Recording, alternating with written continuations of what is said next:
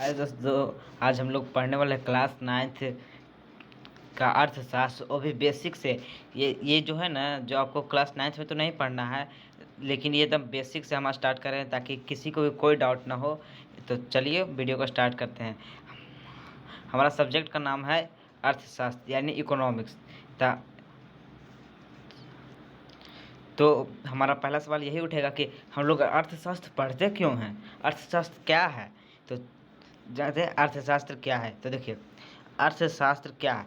सामाजिक विज्ञान की वह शाखा जिसके अंतर वस्तुओं और सेवाओं के उत्पादन, वितरण, विनिमय और उपभोग का अध्ययन किया जाता है, उसे अर्थशास्त्र कहते हैं। अर्थशास्त्र क्या है, तो लिखेंगे कि सामाजिक विज्ञान की वह शाखा है जिसके अंतर्गत वस्तुओं और सेवाओं का उत्पादन, विनिमय, वितरण और उपभोग का अध्ययन किया जाता है। अर्थशास्त्र है ना, जो दो शब्द से मिलकर बना है, अर्थ प्लस शास्त्र। अर्थ का अर्थ है जिसका मतलब होता है धन। देखिए, अर्थशास्त्र शब्द संस्कृत के दो शब्दों अर्थ यानी धन और शास्त्र की संधि से बना है, जिसका शाब्दिक अर्थ होता है धन का अध्ययन करना, यानी जो हमारे पास धन के बारे में अध्ययन करना ही अर्थशास्त्र कहलाता है। देखिए, अर्थशास्त्र का पिता किसे कहा जाता है। तो हम लोग पढ़ते हैं अर्थशास्त्र। कई आप कोचिंग जाते होंगे, आपको डायरेक्ट आपका सिलेबस से बुक पढ़ाना स्टार्ट कर देते होंगे टीचर, लेकिन हम लोग ये अलग पीडीएफ बनाए हैं, हम लोग सोच के एकदम बेसिक से, ताकि आपको एकदम सब चीज़ प्रोवाइड कराएं। वहाँ पर आपको ये नहीं बताया जाएगा अर्थशास्त्र के पिता कौन है, अर्थशास्त्र क्या है। डायरेक्ट आपको बुक में जो सिलेबस रहेगा वही स्टार्ट किया जाएगा, लेकिन हम लोग पूरा सोच समझ के बनाए हैं। अर्थशास्त्र का पिता किसे कहा जाता है, तो एडम स्मिथ को आधुनिक अर्थशास्त्र का पिता कहा जाता है। किसे, तो एडम स्मिथ को। अब मान लिया जाए आप पढ़ते हैं अर्थशास्त्र, आपसे कोई पूछते कि अर्थशास्त्र का पिता कौन है बताओ, तो आप कहिएगा एडम स्मिथ को। फिर अर्थशास्त्र के अंदर हम लोग पढ़ते हैं अर्थव्यवस्था। तो चलिए ये जानते हैं कि अर्थव्यवस्था क्या है। तो अर्थव्यवस्था उत्पादन, वितरण एवं खपत की एक सामाजिक व्यवस्था है। एकदम सिंपल लैंग्वेज में हम यहाँ परिभाषा दिए हैं अर्थव्यवस्था का। अर्थव्यवस्था क्या है, तो अर्थव्यवस्था उत्पादन, वितरण एवं खपत की एक सामाजिक व्यवस्था है। अर्थव्यवस्था 3 प्रकार की होती है, पूंजीवादी अर्थव्यवस्था, समाजवादी अर्थव्यवस्था और मिश्रित अर्थव्यवस्था। इसके बारे में आपको क्लास 10th में पढ़ना है, 9th में अभी नहीं, इसलिए इसको यहीं तक रहने देते हैं, ताकि आप आगे चल के 10th में आपको पढ़ाएंगे ही, इसलिए इसको यहीं पर रहने देते हैं। और अगला शुरू करते हैं। हमारा जो मेन टॉपिक है, जो हमारा मेन क्लास 9th में जो पढ़ना है, कि चैप्टर 1 की बिहार के गांव की कहानी, फतेहपुर गांव की कहानी। ये देखिए, ये फतेहपुर गांव के लोग, देखिए फतेहपुर गांव की कहानी पढ़ना है। तो चैप्टर 1 में हमारा यही देखिए, ये है फतेहपुर गांव। तो चलिए, फतेहपुर गांव में श्री फतेह नारायण सिंह एक प्रसिद्ध स्वतंत्रता सेनानी थे, कर्मठ एवं आदर्श व्यक्ति थे। उन्हीं के नाम पर इस गांव का नाम फतेहपुर पड़ा। तो परीक्षा में पूछेगा फतेहपुर का गांव का नाम फतेहपुर क्यों पड़ा, क्योंकि वहाँ के जो फतेह नारायण सिंह थे वो एक स्वतंत्रता सेनानी थे। फतेहपुर गांव के पूर्व में पुनपुन नदी है, तो पश्चिम में पटना गया मुख्य सड़क मार्ग है, जो पटना से मात्र 9 किलोमीटर की दूरी पर सड़क के पूरब की ओर स्थित है। इस सड़क पर बैलगाड़ी, मोटर गाड़ी, मोटरसाइकिल, जीप, ट्रैक्टर, बस इत्यादि चलते देखे जा सकते हैं। अगर आपको कुछ भी डाउट हो तो सीधा कमेंट कीजिएगा, हम आपके कमेंट पर रिप्लाई देंगे। फिर इस गांव में विभिन्न जातियां लगभग 1500 परिवार रहते हैं। विभिन्न जातियों के लगभग 1500 परिवार रहते हैं इस गांव में, फतेहपुर में। फतेहपुर में खेती उत्पादन के प्रमुख कार्य है। यहाँ खेती ही उत्पादन का प्रमुख कार्य है, और यहाँ उत्पादन ज़्यादा चीज़ नहीं होती, ज़्यादा यहाँ पर खेती होता है। यहाँ काम करने वाले 25% लोग अपनी जीविका के लिए खेती पर निर्भर हैं। पूरे किसान अथवा कृषि श्रमिक हो सकते हैं। इन लोगों का हित खेतों के उत्पादन से जुड़ा हुआ है। खेती में प्रयुक्त भूमि वस्तुतः स्थिर होता है। फतेहपुर गांव में 1960 ईस्वी में आज तक जुताई के अंतर्गत भूमि 1960 ईस्वी में से आज तक जुताई के अंतर्गत भूमि के क्षेत्रों में विस्तार नहीं हुआ है। प्रारंभ में इस गांव के कुछ बंजर भूमि को कृषि योग्य भूमि में बदला गया था। तब से अब तक गांव में कृषि योग्य भूमि का कोई विस्तार नहीं हुआ है। यह रहा फतेहपुर गांव की कहानी।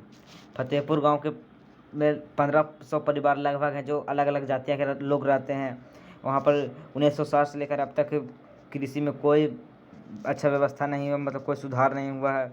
फिर भी वहाँ के लोग कृषि पर ही अपना जीविका चलाते हैं। मेन कारण उन लोगों का कृषि ही है। अब ये तो रहा फतेहपुर की कहानी। अब हम लोग को पढ़ना है उत्पादन क्या है। What is production.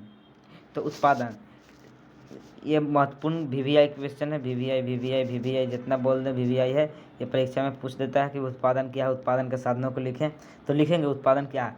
मनुष्य अपने आर्थिक प्रयास से प्रकृति द्वारा उपलब्ध दिए गए पदार्थों के रूप, स्थान, अधिकार में परिवर्तन लाकर उन्हें अधिक उपयोगी बनाता है। आर्थिक दृष्टि से हम इसे ही उत्पादन कहते हैं। मतलब सिंपल भाषा में समझिए तो कि मनुष्य अपने आर्थिक प्रयास से प्रकृति जो हमें प्रदान की गई है वस्तु, प्रकृति जो हमें वस्तु प्रदान की गई है उसके स्थान में परिवर्तन लाता है या अधिकार में परिवर्तन लाता है और उन्हें अधिक उपयोगी बना देता है। उसी को उत्पादन कहते हैं। अर्थशास्त्र में उत्पादन का अलग आप पूछेगा परीक्षा में कि उत्पादन क्या है, आप ये लिख लीजिएगा कि उत्पादन क्या है। तो ये मनुष्य अपने आर्थिक प्रयासों से परिभाषा लिख दीजिएगा। लेकिन जब पूछेगा ना अर्थशास्त्र में उत्पादन का अर्थ क्या होता है, ऑब्जेक्टिव में पूछ देगा कि अर्थशास्त्र में उत्पादन का अर्थ क्या होता है, तो लिखेंगे अर्थशास्त्र में उत्पादन का उपयोगिता का सृजन करना होता है। यदि ऑब्जेक्टिव में पूछेगा तो वहाँ ऑप्शन दे देगा कोई उपयोगिता का सृजन करना, वहाँ पर आप मार दीजिएगा, आपका 1 नंबर कंफर्म हो जाएगा। अर्थशास्त्र में उत्पादन का अर्थ उपयोगिता का सृजन करना है। अब चल पढ़ते हैं उत्पादन के साधन के बारे में। तो वस्तुओं तथा सेवाओं के उत्पादन के लिए कुछ साधनों की आवश्यकता पड़ती है जिन्हें उत्पादन के साधन कहते हैं। तो उत्पादन के साधन किसे कहते हैं, तो वस्तुओं तथा सेवाओं का उत्पादन के लिए कुछ साधनों की आवश्यकता पड़ती है जिन्हें उत्पादन का साधन कहते हैं। अर्थात जो उत्पादन की क्रिया के सहयोग करता हुआ उत्पादन साधन है। मतलब समझे तो उत्पादन क्रिया में जो जो भी चीज़ जरूरी होता है, जो जो उत्पादन क्रिया में सहयोग होता है उसे उत्पादन का साधन कहते हैं। जैसे उत्पादन के लिए निम्नलिखित 5 साधन है। उत्पादन के निम्नलिखित 5 साधन कौन कौन है। पहला हो गया भूमि, दूसरा श्रम, तीसरा पूंजी और चौथा संगठन और 5वां उद्यम। ये 5 साधन है, प्रमुख साधन। उत्पादन के 5 प्रमुख साधन ये 5। अब जानते हैं भूमि क्या है। तो पहला तो उत्पादन तो पढ़ लिए, लेकिन उत्पादन के साधन भी कितने प्रकार को तो जान लिए। पहला है साधन भूमि। तो भूमि क्या है इसके बारे में हम जानते हैं। तो उत्पादन के लिए सर्वप्रथम भूमि की आवश्यकता पड़ती है। बिना भूमि के तो उत्पादन असंभव है। देखिए भूमि के चित्र यहाँ पर देखिए उत्पादन किया गया है। बिना भूमि के यहाँ उत्पादन हो सकता था नहीं, बिना भूमि के उत्पादन असंभव है। इसलिए उत्पादन के लिए भूमि सबसे प्रथम आवश्यक है। साधारण अर्थ में भूमि को हमारा मतलब जमीन तथा उसके ऊपरी सतह से है। देखिए हम कुछ ही बोले भूमि था, आपको ये जमीन का ऊपरी सतह लग रहा है, इसी का मतलब आपको भूमि यानी जमीन का ऊपरी सतह जो जना रहा है। देखिए चित्र में जना रहा है, यानी यही हो गया भूमि, जमीन का ऊपरी सतह। लेकिन अर्थशास्त्र में भूमि का मतलब प्रकृति का सारे उपहारों से है। इस प्रकार भूमि के अंतर्गत भूमि की उपयोग सतह के उत्तरी पहाड़, जंगल, नदी, कुआं, हवा, धूप, खनिज इत्यादि सम्मिलित हैं। अर्थात प्रकृति द्वारा मुफ्त में दी गई चीज़ों को भूमि कहा जाता है। भूमि उत्पादन का एक निष्क्रिय साधन है। इससे उत्पादन का मौलिक साधन ही माना जाता है। हाँ, ये परीक्षा में ऑब्जेक्टिव में आएगा कि उत्पादन का निष्क्रिय साधन क्या है। तो भूमि, इसको ट्रिक के माध्यम से आप याद रख सकते हैं कि निष्क्रिय साधन यानी जो कोई क्रिया नहीं करता है, चुपचाप बैठा रहता है थोथ की तरह। तो थोथ की तरह कौन बैठा रहता है, भूमि। उसको जितना जोड़िए खोतिए कुछ नहीं बोलेगा, थोथ की तरह बैठा रहेगा, एकदम निष्क्रिय है, कोई क्रिया नहीं करेगा, यानी भूमि है निष्क्रिय साधन। वैसे आप याद रख सकते हैं वैसे कि उत्पादन का निष्क्रिय साधन कौन है, तो जो कोई क्रिया नहीं करता है, थोथ की तरह बैठा रहता है, यानी भूमि। अब अगला टॉपिक है भूमि स्थिर है। तो भूमि है, इसको मापने की कई इकाई होते हैं। मानक इकाई हेक्टेयर है। यद्यपि गांव में भूमि का माप एकड़, बीघा, कट्ठा, धूर आदि जैसे क्षेत्रीय इकाइयों में किया गया है। 1 हेक्टेयर 100 मीटर भुजा वाले वर्ग के क्षेत्रफल के बराबर होता है। भूमि है ना, भूमि को हम लोग गांव में क्या मापते हैं, कहते हैं 1 कट्ठा 2 कट्ठा, बीघा 4 बीघा 5 बीघा, 1 एकड़ 2 एकड़ ऐसे नापते हैं। लेकिन इसका मानक इकाई है, जो भूमि का मानक इकाई है, जो 1 हेक्टेयर है। 1 हेक्टेयर कितने के बराबर से जानते हैं? 100 मीटर का जो एक स्क्वायर होता है भुजा, 100 मीटर के भुजा वाले एक वर्ग का क्षेत्रफल के बराबर होता है। अगला है हमारा टॉपिक खरीफ फसल। ये इम्पोर्टेंट क्वेश्चन 2 नंबर में पूछता है कि खरीफ फसल क्या है, लिखें सुधारण सहित। तब ये बहुत इंपॉर्टेंट क्वेश्चन है, इसे आप ध्यान से पढ़ें, कॉन्सेंट्रेट होकर। अगर आपको कुछ भी डाउट हो तो सीधा कमेंट करें, हम आपका डाउट सॉल्व करने की कोशिश करेंगे अगले वीडियो में। तो खरीफ फसल जुलाई से अक्टूबर बरसात के मौसम में उपजाए जाने वाले फसल को खरीफ फसल कहते हैं, जैसे धान, हरी सब्जी इत्यादि। पूछेंगे खरीफ फसल किसे कहते हैं, तो जुलाई से अक्टूबर के बरसात के मौसम में उपजाए जाने वाले फसल को खरीफ फसल कहते हैं, जैसे धान और हरी सब्जी। ये देख सकते हैं यहाँ पर धान, ये यहाँ पर ये धान जो है यहाँ पर खरीफ फसल है। ये देखिए कितना अच्छा लग रहा है धान, यहाँ पर ये खरीफ फसल है। और दूसरा है रबी फसल, तो ये भी VVI है, VVI जितना बोल दें, क्योंकि ये सब 2 नंबर वाला में पूछता है, तो ध्यान दें यहाँ पर। रबी फसल नवंबर से फरवरी जाड़े के मौसम में उपजाए जाने वाले फसल को रबी फसल कहते हैं। यानी वैसे फसल को जो नवंबर दिसंबर में बो देते हैं हम लोग, जाड़ा के दिन में नवंबर दिसंबर में बो देते हैं, और फिर जाड़ा के दिन में बो दिए हैं, और फिर जब गर्मी के दिन आएगा तो उसको काट लेंगे, उसे रबी फसल कहते हैं। इसे याद रखें ना, रबी फसल को जाड़ा के दिन में बो देंगे और गर्मी के दिन में काट लेंगे, और खरीफ फसल को बरसात के दिन में बो देंगे, जाड़ा के दिन में काट लेंगे, उसी को कहते हैं रबी फसल या खरीफ फसल। तो नवंबर दिसंबर में बोते हैं और फरवरी में काट लेते हैं। फरवरी में जाड़े का मौसम होता है, उसको काट लिए जाते हैं। नवंबर से फरवरी तक इसको जाड़े में उपजाया जाता है और फिर इसको गर्मी में काट लिया जाता है, इसी को रबी फसल कहते हैं। जिससे हो गया गेहूँ। अब जानते होंगे कि गर्मी के दिन में कितना, गांव में अगर आप रहते होंगे तो जानवे करते हो कितना धूल उड़ता है।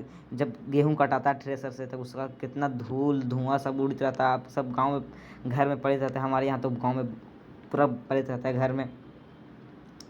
इसे याद, गेहूँ क्या है पूछेगा, गेहूँ क्या है, खरीफ फसल, रबी फसल, तेलहन फसल, दलहन फसल क्या है, तो आप बोलिएगा रबी फसल। तो याद कैसे रखेंगे कि गेहूँ रबी फसल है, तो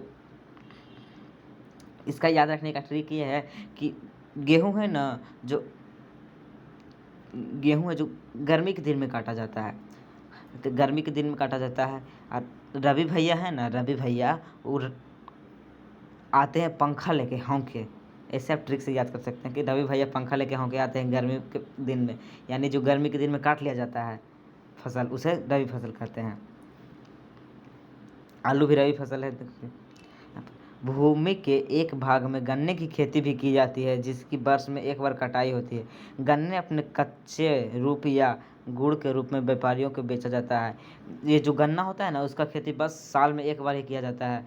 गन्ना ऐसा रहता है, तो आप देखे होंगे ऐसे ऐसे रहता है गन्ना, इसका बस साल में एक बार ही खेती किया जाता है। मतलब इसको रोप देंगे, इसको होने में साल भर लग जाता है पूरा। भारत के में सभी गांव में उच्च की सिंचाई व्यवस्था नहीं है। नदियों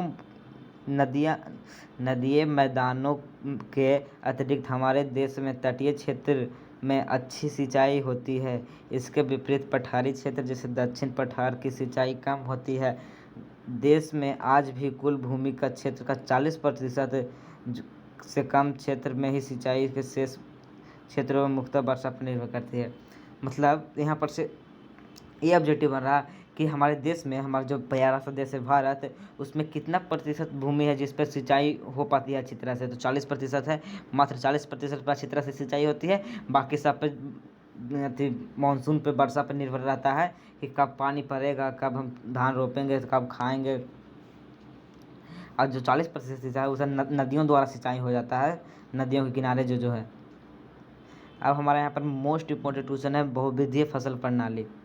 बहुविधीय फसल प्रणाली क्या है? ये 2 नंबर वाला में पूछ देगा आपसे कि यहाँ पर 2 नंबर वाला में पूछ देगा कि बहुविधीय फसल प्रणाली क्या है, तो आप लिखिएगा कि एक वर्ष में किसी भूमि पर एक से ज़्यादा फसल पैदा करने के को बहुविधीय फसल प्रणाली कहते हैं। मतलब एक साल में एक से ज़्यादा जब फसल उत्पादन कर देंगे किसी भूमि पे, तो वो बहुविधीय फसल प्रणाली होगा। नाम से लग रहा है बहुविधीय, मतलब बहुत सारा उत्पादन, एक से ज़्यादा यानी बहुविधि, विधि बहुविधि यानी बहुत, एक से ज़्यादा, एक नहीं बहुत, एक से ज़्यादा, यानी कि एक साल में एक से ज़्यादा उत्पादन किया जा रहा है, इसे बहुविधीय फसल प्रणाली कहते हैं, बहुविधीय फसल प्रणाली कहते हैं। ऐसे आप याद रख सकते हैं। फिर ये हमारा है कि जुताई क्या है। जुताई क्या है, तो मिट्टी के उलटने पलटने की क्रिया को जुताई कहते हैं। ये यहाँ पर देख सकते हैं, किसान जो मिट्टी के जोत रहे हैं बैलगाड़ी से। ऐसे पहले होता था, अब नहीं होता, अब तो ट्रैक्टर होता है, चलता है। ये पहले मिट्टी को उलटने पलटने के लिए बैल, हार, पाला, काची काची रखते थे वो लोग। यानी भूमि उत्पादन है उसका 5 साधन है। कौन कौन? भूमि, श्रम, उद्यम, साहस, संगठन। तो हम लोग भूमि के बारे में तो पढ़ लिए, भूमि क्या है, प्रकृति द्वारा मुक्त चीज़ों को भूमि कहते हैं। अब आगे पढ़ना है श्रम क्या है।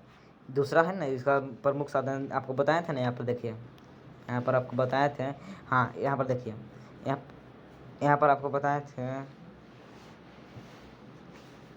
कि उत्पादन के 5 साधन, पहला है भूमि है, दूसरा है श्रम। तो श्रम क्या है ये आप पढ़ते हैं, भूमि के बारे में तो पढ़ लिए, ये है भूमि। अब श्रम क्या है ये जान लीजिए। तो श्रम श्रम श्रम उत्पादन का दूसरा महत्वपूर्ण साधन है। हाँ, ये मोस्ट इम्पोर्टेंट यहाँ पर है, इससे ऑब्जेक्टिव बनता है कि उत्पादन का दूसरा महत्वपूर्ण साधन क्या है, तो श्रम। अब पहला क्या है आप बताइए, पहला क्या है, कमेंट करके जल्दी बताइए, पहला क्या है, कमेंट करके जरूर बताइएगा, पहला क्या है। श्रम उत्पादन का दूसरा महत्वपूर्ण साधन है। श्रम के बिना किसी प्रकार का उत्पादन संभव नहीं है। अध्ययन की दृष्टि से यह 2 प्रकार के होते हैं। श्रम के बिना किसी प्रकार का उत्पादन संभव नहीं है। अब देखिए, यहाँ उत्पादन कर रहा है, यानी यहाँ पर यह किसान जो है यहाँ श्रम कर रहा है। अगर ये श्रम नहीं करेगा तो खेत नहीं जुताएगा, खेत नहीं जुताएगा तो कुछ उपजेगा नहीं। तो श्रम के बिना कोई उत्पादन संभव नहीं है। श्रम क्या है, तो दूसरा महत्वपूर्ण साधन है। श्रम 2 प्रकार का होता है, एक मानसिक श्रम, एक शारीरिक श्रम। एक मानसिक श्रम होता है जो मस्तिष्क से श्रम किया जाता है, एक शारीरिक श्रम जो शरीर से किया जाता है। तो देखिए, उत्पादन में शारीरिक तथा मानसिक दोनों श्रम का उपयोग किया जाता है। श्रम के उत्पादन का सक्रिय साधन कहा जाता है। यहाँ पर देखिए, ये रहा मोस्ट वीवीआई क्वेश्चन। यहाँ पर आपको याद कर लीजिए कि उत्पादन का सक्रिय साधन कौन है, तो श्रम। उत्पादन का सक्रिय साधन कौन है, तो श्रम। ये ऑब्जेक्टिव में पूछता है, ऑब्जेक्टिव में लिख देगा कि निम्नलिखित में कौन उत्पादन का सक्रिय साधन है, और नीचे पर ऑप्शन में दे देगा श्रम, भूमि इत्यादि सब दे देगा। तो आपको यहाँ श्रम मारना है। सक्रिय साधन बोले तो श्रम, और निष्क्रिय साधन बोले तो भूमि। सक्रिय साधन बोले तो श्रम, और निष्क्रिय साधन बोले तो भूमि।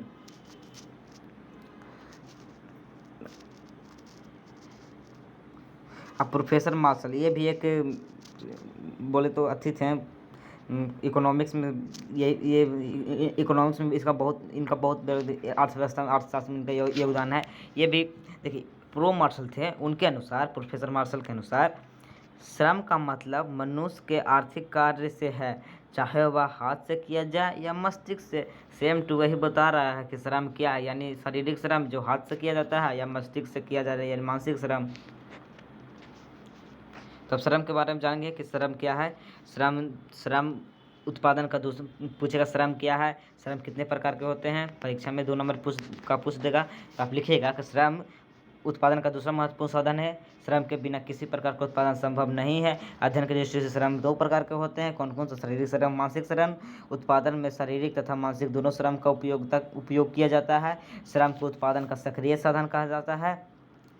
प्रोफेसर मार्शल के अनुसार श्रम का मतलब मनुष्य के आर्थिक कार्य से है, चाहे वह हाथ से किया जाए या मस्तिष्क से। फिर क्या है? अगला है मजदूरी। मजदूरी क्या है? आप सुनते हैं गांव घर में कि मजदूरी लेनी और ऐसे वो रही काम करनी, तो मजदूरी लेनी है। तो मजदूरी क्या है? हम लोग बोलते हैं मजदूरी मजदूरी मजदूरी क्या है? तो राष्ट्रीय आय का वह हिस्सा, अगर परीक्षा में पूछ दे कि मजदूरी क्या है तो लिखेंगे राष्ट्रीय आय का वह हिस्सा जो श्रमिकों को उनके परिश्रम के लिए दिया जाता है, अर्थात श्रम के प्रयोग के लिए दी गई रकम को भूमि मजदूरी कहते हैं। यहाँ पर देखिए, अर्थात श्रम के उपयोग के लिए दी गई कीमत को मजदूरी कहते हैं। श्रम शारीरिक अथवा मानसिक हो सकती है, दोनों में से कोई भी हो सकती है। पूछेगा मजदूरी क्या है, तो मजदूरी मजदूरी मजदूरी क्यों मिलते हैं? जब उसको यहाँ काम करते हैं उसको यहाँ श्रम कहते हैं, यानी श्रम के बदले जो हमें कीमत मिलता है श्रम के बदले, उसी को मजदूरी कहते हैं। अगर पूछते का मजदूरी क्या है तो लिखेंगे कि श्रम के बदले जो कीमत दिया जाता है, श्रम के प्रयोग के लिए दी गई कीमत को मजदूरी कहते हैं, क्योंकि किसी के यहाँ श्रम करेंगे तभी वो मजदूरी देगा, नहीं तो नहीं देगा। अब हमारा तीसरा साधन वो है पूंजी। हम लोग अब तक दो साधन पढ़ चुके हैं, एक साधन था भूमि पहला, दूसरा था कौन था दूसरा आप बताइए? श्रम, और तीसरा था भूमि पूंजी, सॉरी पूंजी। तो चलिए अब पूंजी के बारे में पढ़ते हैं। पूंजी क्या है? धन का वह अंश जिसका उपयोग पुनः उत्पादन में किया जा सकता है उसे पूंजी कहते हैं। ये सबसे आसान परिभाषा है। आप कई टीचर से पढ़ते होंगे, वहाँ पर आपको बड़ा बड़ा परिभाषा दे दिया जाता होगा कि जाओ याद करो घर बैठे बैठे, लेकिन यहाँ नहीं, यहाँ अलग तरह से पढ़ाते हैं। देखिए, धन का वह अंश जिसका प्रयोग पुनः उत्पादन में किया जाता है उसे पूंजी कहते हैं। पूंजी रहता है ना, पूंजी से ही हम लोग पुनः एक तुरी तो खेत में उत्पादन कर लिए, पैसा पूंजी था, जाके बीज खरीदे, रोपे, हो गया, फिर दोबारा पूंजी रहेगा तब फिर से बीज खरीदेंगे, यानी धन का वह अंश पूंजी है जिसे उत्पादन के लिए फिर से लगा दिए, फिर से खरीदेंगे बीज, फिर रोपेंगे, फिर खरीदेंगे, हो जाएगा, फिर रोपेंगे, फिर यानी पुनः उसको उत्पादन में लगाया जाता है, उसी को पूंजी कहते हैं। पूंजी उत्पादन का प्रमुख साधन है। यहाँ पर ये पूछ देता है ऑब्जेक्टिव में क्वेश्चन के उत्पादन का प्रमुख साधन क्या है, तो पूंजी। देखिए, हम आपको तीन को बता दें। उत्पादन का निष्क्रिय साधन क्या है, तो भूमि। निष्क्रिय साधन बोले तो भूमि, और सक्रिय साधन बोले तो श्रम। सक्रिय साधन बोले तो श्रम। अब पूछेगा कि प्रमुख साधन, निष्क्रिय साधन भूमि उत्पादन का सक्रिय साधन तो श्रम, और उत्पादन का प्रमुख साधन क्या है, तो पूंजी। उत्पादन का प्रमुख साधन है। प्रोफेसर मार्शल के अनुसार प्रकृति की निःशुल्क देन को छोड़कर वह सब संपत्ति जिससे आय प्राप्त होती है उसे पूंजी कहते हैं। आप ये भी लिख सकते हैं परीक्षा में कि प्रकृति की निःशुल्क देने की, जो प्रकृति हमें मुफ्त में दिया उसे छोड़कर जितना भी हमारे पास है जिससे हमें आय प्राप्त होती है वो पूंजी है। प्रकृति जो हमें दिया उसे छोड़ छाड़ के सब पूंजी है हमारा। पूंजी के बारे में बस इतना ही जान लीजिए। पूंजी के बारे में बस इतना ही, हम आप ज़्यादा लंबा चौड़ा नहीं दिखाएंगे कि आपका मास्टिक्स पे डोज पड़े। जो आपकी परीक्षा के लिए इम्पोर्टेंट है वही हम आपको बता रहे हैं। अब अगला चौथा है संगठन। हम लोग अब तक तीन को पढ़ चुके हैं। अगर इसमें से थोड़ा सा भी आपको डाउट हो ना, कहीं भी कभी भी कैसो भी डाउट है ना, सीधा आप कमेंट कर सकते हैं हमसे, हम आपका कमेंट जरूर पढ़ेंगे। चौथा है संगठन। भूमि के ये भी एक साधन है। भूमि के 5 साधन है। उत्पादन का 5 साधन है। एक था भूमि, एक था श्रम, और एक था पूंजी, जिसके ये तीनों के बारे में हम लोग पढ़ चुके हैं। अब हम पढ़ेंगे संगठन के बारे में। संगठन क्या है? चूँकि भूमि का चौथा साधन संगठन है, तो संगठन सबसे आसान हल्का परिभाषा है कि संगठन उत्पादन प्रक्रिया का एक सक्रिय साधन माना गया है।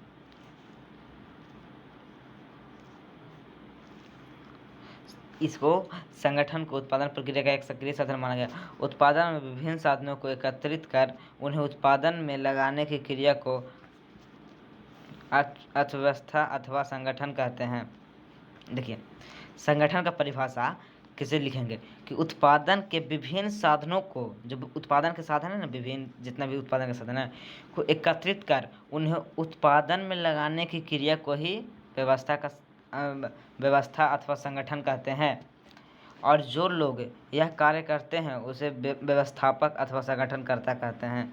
यहाँ पर से आपका 2 नंबर का बन जाएगा क्वेश्चन कि संगठन क्या है, संगठनकर्ता क्या है। तो आप लिखेंगे कि उत्पादन के विभिन्न साधन को एकत्रित कर उन्हें उत्पादन में लगाने की क्रिया को संगठन कहते हैं, और जो इसको करता है उसे संगठनकर्ता कहते हैं। बस इतना ही था संगठन। अब हमारा पांचवा साधन है उद्यम। पांचवा साधन है उद्यम या साहस।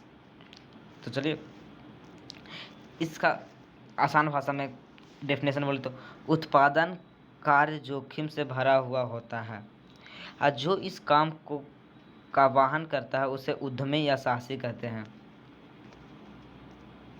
उत्पादन कार्य जोखिम से भरा हुआ है। कैसे?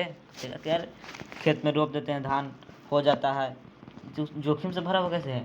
वही जब अकाल पड़ जाएगा तो कैसे होगा, बाढ़ आ जाएगा तो कैसे होगा, यानी जोखिम से भरा है। पहले से अगर सोचते हैं कि यार आज बारिश आ जाए, इतना जोखिम उठाना पड़ेगा ना कि बारिश होती कि ना, अगर पानी पड़ते तब ये खेत में धान होते, न तो न होते, तो इसके लिए आपको जोखिम उठाना पड़ता है। इसलिए जो इस जोखिम को उठाता है, जो किसान लोग जो उपजाते हैं खेत में, उन्हें को कहते हैं साहसी या उद्यमी। तो उत्पादन कार्य में एक जोखिम से भरा हुआ कार्य है, जो इस कार्य को जोखिम में वाहन करता है उसे उद्यमी या साहसी कहते हैं। उत्पादन में जोखिम उठाने का कार्य को साहस कहते हैं। हाँ, साहस का परिभाषा क्या या उद्यम का परिभाषा तो यहाँ पर देख लीजिए। ये है उत्पादन में जोखिम उठाने के कार्य को साहस कहते हैं, तथा जो व्यक्ति इस जोखिम को उठाता है उसे उद्यमी कहते हैं, यानी साहसी कहते हैं। जो लड़ झगड़ रहा है उसको साहसी नहीं कहेंगे। जो उत्पादन में, जैसे हमारे लोग किसान हो गए हैं, जो उत्पादन करते हैं, जो जोखिम उठाते हैं, उत्पादन एक जोखिम भरा काम है, और किसान लोग उत्पादन करते हैं, जोखिम भरा काम करते हैं, इसलिए वो साहसी हुए। अब देखिए यहाँ पर आपको शॉर्ट में समझाया गया है कि उत्पादन के 5 गो साधन है। कौन कौन साधन है? तो एगो भूमि है, एगो उद्यम या साहस है, एगो संगठन है, पूंजी है, एगो श्रम है। इसको पाँचों के बारे में हम आपको पढ़ा चुके हैं। अगर इसमें से तनिक भी कन्हों भी कुछ भी डाउट हो तो सीधा आप हमसे कमेंट कर सकते हैं। हम अगले वीडियो में आपका डाउट का सल्यूशन ढूंढ कर ज़रूर भेजेंगे। देखिए उत्पादन तथा उपयोगिता का सृजन के तरीके। उत्पादन का कितने तरीका है? तो पहला रूप उपयोगिता, स्थान उपयोगिता, समय उपयोगिता, स्वामित्व उपयोगिता, सेवा उपयोगिता और ज्ञान उपयोगिता। तो उत्पादन तथा उपयोगिता के सृजन के कितने तरीके हैं? तो 6 गो। कौन कौन है? तो रूप उपयोगिता, स्थान उपयोगिता, समय उपयोगिता, स्वामित्व उपयोगिता, सेवा उपयोगिता और ज्ञान उपयोगिता। बस नहीं, आप पढ़ते हैं वस्तुओं का वर्गीकरण। जो हमारे पास जितने सारे वस्तुएं हैं, कलम, कॉपी, जो आप खाना खाते हैं, धान, चावल, जितना भी आपके पास वस्तुएं हैं, हमारे पास वस्तुएं हैं, जिससे आप पढ़ रहे हैं, ये फ़ोन, ये सब वस्तुएं हैं। इसको वर्गीकृत किया गया है इकोनॉमिक्स में। इकोनॉमिक्स में हम इसको 2 भागों में विभाजित कर सकते हैं। सही वस्तुओं को हम लोग अर्थशास्त्र में 2 भागों में विभाजित किए जाते हैं। पहले उपभोग की वस्तुएं और उत्पादक की वस्तुएं। तो उपभोग की वस्तुएं क्या है? हम लोग 2 भागों में तो विभाजित कर दिए, एगो उपभोग की वस्तु, एगो उत्पादक की वस्तुएं। तो उपभोग की वस्तुएं क्या है, इसके बारे में जानते हैं कि उपभोग की वस्तुएं क्या है। थोड़ा सा रुकिए। तो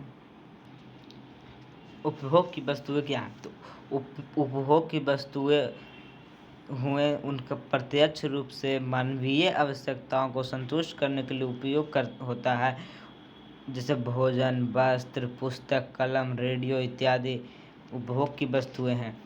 उपभोग की वस्तुएं मतलब कि जिनका प्रत्यक्ष रूप से मानवीय आवश्यकताओं को संतुष्टि के लिए किया जाता है, जिनका प्रत्यक्ष रूप से हम लाभ उठाते हैं, जिनसे प्रत्यक्ष रूप से हम काम करवाते हैं। जैसे हो गया मकान, जिसमें हम रोज़ रहते हैं, वो प्रत्यक्ष रूप से हमारा काम देता है।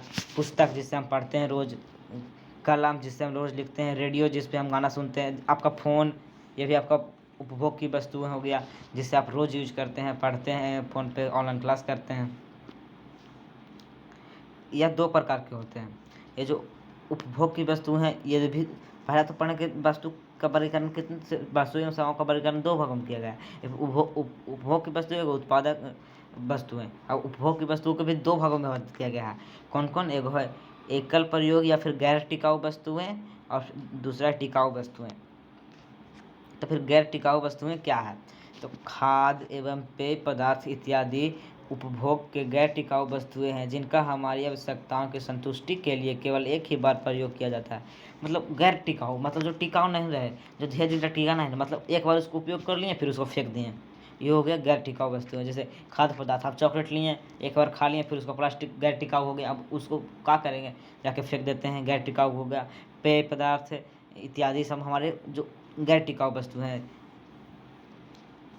जो नहीं चलता है, कुछ दिन नहीं, मतलब हम बस एक बार हमें काम देता है, उस फिर दोबारा हम फेंक देते हैं, गैर टिकाऊ वस्तु है वो।